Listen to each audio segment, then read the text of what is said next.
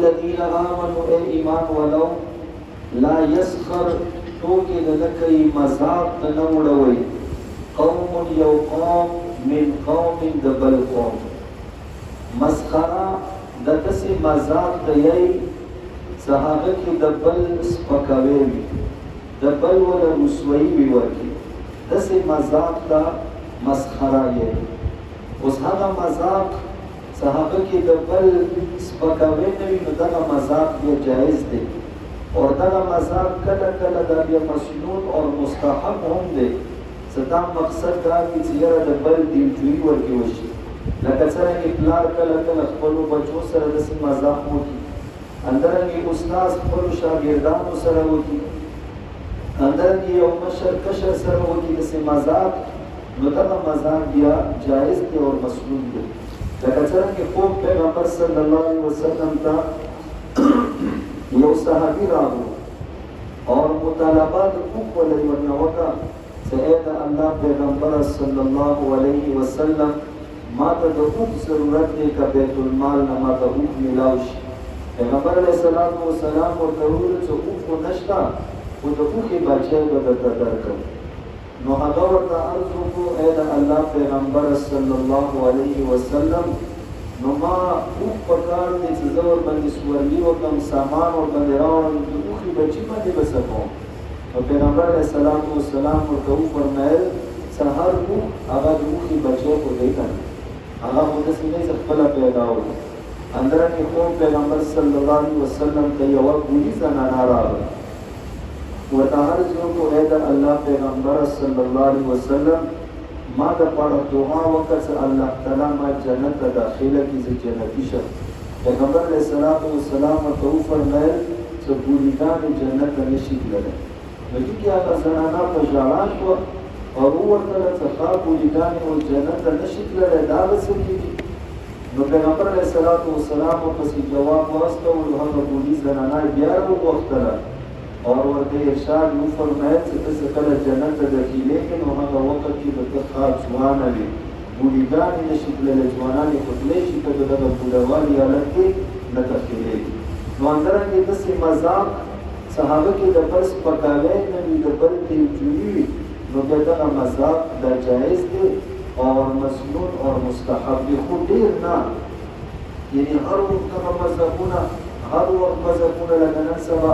دغه عام رواج جوړ دي خلک محفلونه همدې دپاره لګوي جامې جوړوي او خلک یې باقاعده منتخب کړي دي او هغه باندې پیسې اخلي هغه خلک اور خاندګانې کړړګانې یې ورکړي نو دا بیا مسنون دي پیغمبر علیه السلام حضرت ابو هریره رضی الله تعالی عنه ته یو دا نصیحت وفرمایل چې ولا تکثر الضحک فإن کثرة الضحک تمیت القلب چې ای ابو هریره رضی الله تعالی عنه ته خندا ډېره مه کوه بېشکه دغه ډېره خندا د زړه مړوي نو ډېر سړی خاندي هر وخت مذاق دې سره دغه زړونه مړېږي او چې کله د زړه مړ شو نو بعض بیا دغه نیکو اعمالو توفیق سړي ته نه میلوېږي بیا نیکو اعمالو خطا ته توفیق میلوېږي هم خو هغه کې به هغه اثر نه وي هغه کې به توجه نه وي او دغه ډېرې خندا سره د مخ نورانیت هم ختم کېږي نو دې د وجې نه ډېرې خندا نه ځان ساتل پکار دي خو کله کله د انجویي دپاره بیا دغه مذاق جایز دی نو هغه مذاق منع دی الله تعالی منع فرمایلی دی چې کوم مذاق چې د بل ولا سپکاوی وي لکه څرنګې پیغمبر علیه السلام په مخکې د پیغمبر علیه السلام کور ولاو کې یوه کور ولا وه نو هغه پیغمبر علیه السلام ګڼې بیبیانې وې نو هغې بلې بیبي طرف ته اشاره وکړله او هغه کټ کې لکه لانده وه نو دی وویلو چې یاره دغه لانده وګوره نو دغه کټ چې پیغمبر علیه السلام واورېدو چونکې هغه حقارت سره دا وویلو یو سپکوي په نیت سره یې دا وویلو پیغمبر علیه السلام هغه منع کړله او ورته وویلو چې توبه وباسه او دا داسې بدبودارې کلمې خولې نه وبستلې که چېرته دغه بدبودارې کلمې د وجې نه دغه ټوله فضا هغه بدبوداره شوه او یو روایت کې دي که دغه بدبودارې کلمې دا سمندر کې واچولی شي ټول سمندر په بدبوداره کې او دې کې د غیبت ولا بوی رسي چې ته یو بل سړي سپکوې وکړې او نن سبا موږ مسلمانانو معاشره وګوره چې نن سبا کوم حالت دی هلته یو بل پورې ټوکې مسخرې دي خاندان کې که یو سړی هغه شکل صورت په اعتبار سره داسې تلک هیجن وي نو بس هغه موږ ته د ټوکو مسخرو نشانه ګرځولي وي حجرې کې هغه نشي کېنستلی ټوکې مسخرې ورپورې کوو یو سړی دی کټ نه لږ لاڼ دی هغه پورې ټوکې مسخرې خلک کوي هلکه لاندی دی یو سړی دی هغه سترګو نه ړوند دی یا په یوې سترګې چاپا دی هغه پورې ټوکې مسخرې یو سړی دی بل شکل صورت کې عیب دی هغه پورې ټوکې مسخرې همدارنګې دغه دفترونو کې ادارو کې افسران هغو سره یو غریب سړی وي عجز فقیر سړی وي هغه به د خپل ټوکو مسخرو نشانه ګرځولي وي افسران په خپله کې یو بل سره هغه طرف ته اشارې کوي مزاق جوړوي تر دې پورې چې دغه کسان بیا داسې جامو نه ځان ساتي حجرې نه ځان ساتي چې یاره حجرې ته وځم بیا به راپورې هغه مشران هغه تره زمن ترور زمن ما پورې ټوکې مسخرې کوي یاره نه ووځم یاره کور نه بهر نه ووځم خلک راپسې بیا اوازونه کوي ټوکې مسخرې راپورې کوي هغه دفتر کې هغه غریب کاس هغه افسر ته څه ویلی نه شي ځکه څه ورته وایي بیا غریب نوکري خطرې کوي نوکري نه مونه بسي نو بس دا هر څه هغه برداشت کوي او هغه زړه کې تېروي او دغه سپکوی د هغه وله کېږي نو داسې د مسلمان سپکوی نه دی پکار او بل دې کې الله تعالی یو ډېره عجیبه خبره کړې ده چې تاسو د یو بل ټوکې مسخرې ځکه مه کوئ عسى ان یکونوا خیرا منهم چې تاسو ته څه پته ده کېدای شي هغه کس تا نه بهتر وي چې ته د چا ټوکې مسخرې کوې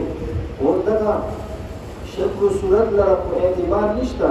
چې یاره اوس نن مثلا سور سپین یې ته شکل صورت اعتبار سره برابر یې یا ته مالدار یې یا تا لباس ښه دی ته وایې چې یاره زه بهتر یم نه هغه کس چې هغه شکل و صورت اعتبار سره کمزوری دی هغه مال اعتبار سره کمزوری دی خاندان اعتبار سره کمزوری دی خو هغه به الله تعالی ته محبوب وي پیغمبر علیه السلام وسلام یو ځلې صحابه کرامو په منځ کې ناست یو سړی تېر شو صحابه کرامو نه یې پوښتنه وکړه چې دغه سړي متعلق تاسو څه ګمان دی څه یې دي په باره کې نو صحابه کرام ورته عرض وکړو یا د الله پیغمبره صلی الله علیه وسلم دا خو ډېر کمزوری سړی دی اگر د چا سفارش وکړي د سفارش نشي کولی اگر چاته د نکاح رشته واستوي پیغام واستوي د دې پیغام به څوک قبول نه کړي دا خو داسې یو سړی دی د دې کې دغه وخت تېر شو یو بل سړی تېر شو هغه داسې شان و شوکت سره برابر و نامي جامې سړی و نو پیغمبر علیه السلام پوښتنه وکړه چې دې سړي متعلق مو څه ګمان دی نو ورته وویل چې دا خو ډېر اوچت سړی دی کبي سفارش دا د چا سفارش وکړي سفارش یې قبلولی شي که چاته د نکاح پیغام واستوي د دې نکاح پیغام نه څوک انکار نه کوي نو بیا ورته پیغمبر علیه السلام وفرمیل چې هغه اول کس څه کم و دغه کس نه په پوره ځمکه ټاکه شي د هغه کس مقابله نشي کولی چې هغه ته الله تعالی کوم مقام ورکړی دی همدارنګې حضرت عبدالله ابن مسعود رضی الله تعالی عنه د وجود نه ډېر داسې کمزوری و ډېر کلي هم ټیټ و او کمزوری هم و نو یو ځل یې څه ونې ته ختلی دی نو دغه پوښتي ښکارېدلې نو صحابه کرامو چې کله لاندې نه ولیدل نو دغه صحابه کرام یو بل سره وخندېدل او اشاره یې ورته وکړه چې یاره د دومره کمزوری نو پیغمبر علیه السلام ورته وفرمیل چې تاسو ته پاته شته چې دغه د قیامت کې د ترازو کې د قیامت په تلې کې د څومره درنې دي تاسو ته د دې وزن اندازه شته نو دې د وجې نه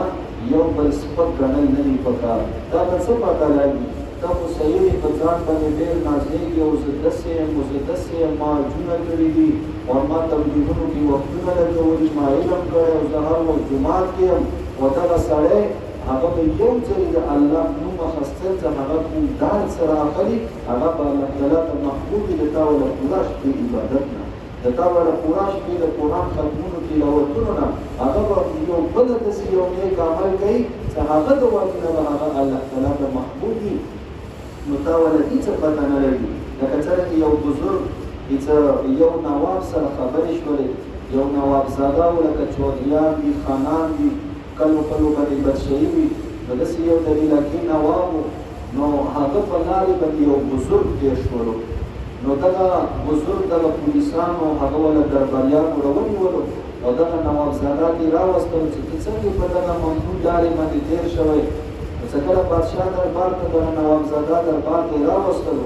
نو دغه نوابزاده د دې سپکوي لپاره نورې ډېرې خبرې وکړې. وایي دا خبره وکړه چې یا یې که نه ته بهتر یې که زما دغه سپی بهتر دی. دا د سپکوي لپاره خو دغه بزرګ ورته ډېره ښایسته خبره وکړه. ورته یې چې نواب صاحب د دې وله جواب زه اوس تا ته نشم درکولی، د دې جواب به زه تا ته قیامت په ورځې درکړم. هغه هله څه ګوره که اوس که چېرته زه دغه دنیا نه ایمان حالت کې لاړم نو بیا خو زه د دا سپي نه غوره یم، ځکه چې سپي جنت ته نشي تللی. سپي دپاره نه جنت شته نه جهنم شته. او که بیا الله نه کړي زه دنیا نه بې ایمانه لاړم نو بیا زما نه تا وله سپی بهتر دی، ځکه سپیو دپاره نه جنت شته او نه جهنم شته. نو زموږ د بزرګانو زړونو کې داسې عاجزي وه، نو داسې عاجزي خپل ځان کې راوستل پکار دي چې هر یو سړی خپل ځان نه اعلی ګڼه، خپل ځان کې کمتر مه ګڼه، خپل ځان ټولو نه کمتر ګڼه چې یاره زه ګنهګار یم، زه ډېر کمزوری یم، دا ما نه ډېر غوره دی. اگر که هغه یو سړی به ته هر وخت په نشو باندې ګورې، هر وخت به ته عیاشیانو کې ګورې، فسق و فجور کې به ته ګورې، خو دا دی چې ځان نه لوړه کړه چې یاره ما وله به داسې عمل وي چې هغه د وجې نه داسې نه وي ما ټول اعمال نیست و نابود شي، او دا د الله داسې یو خوښ بنده وي، داسې عمل وي چې هغه د وجې نه الله تعالی د دې بښنه وکړي. د دې څه پته لري الله تعالی